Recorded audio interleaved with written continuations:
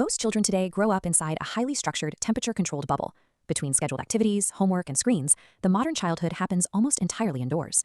When children lose access to unstructured outdoor spaces, they lose the precise friction needed to practice self-regulation and independent problem-solving. Without the ability to test their own boundaries, their developmental world shrinks. To build resilience, community spaces must offer what we call the spectrum of play.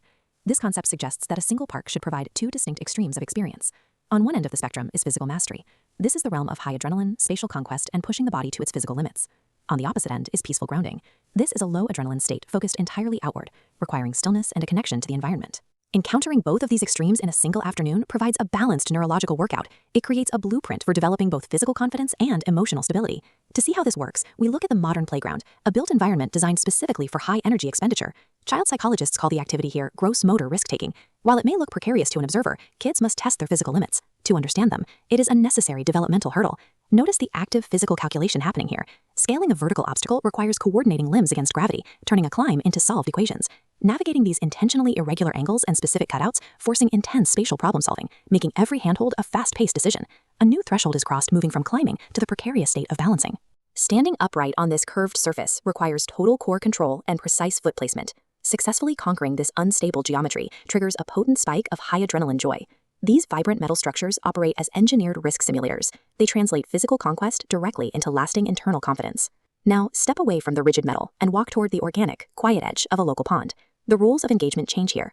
At the playground, a child's focus is inward, controlling their own muscles. At the water's edge, that focus shifts outward. They have to observe and react to a separate, living ecosystem. Interacting with wild animals requires a different toolkit. Notice the gentle restraint and fine motor control used to stand at the water's edge and offer food.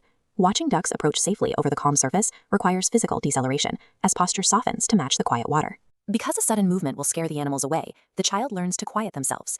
This low-stakes interaction is how young humans practice natural patience and empathy. These quiet, reflective moments by the water provide psychological grounding, acting as the antidote to the high stimulation of modern life. The adrenaline-fueled playground and the peaceful pond function together as two halves of a single developmental ecosystem. High adrenaline risk builds the inward confidence to act, while low adrenaline empathy builds the outward awareness to care. One balances the other. Failing to protect these dual-purpose local spaces deprives a community's children of crucial, free developmental milestones that cannot be replicated in a classroom or a living room. Protecting accessible community parks is a necessary civic investment. It ensures the next generation learns to navigate their world with a balance of fearless joy and quiet reverence.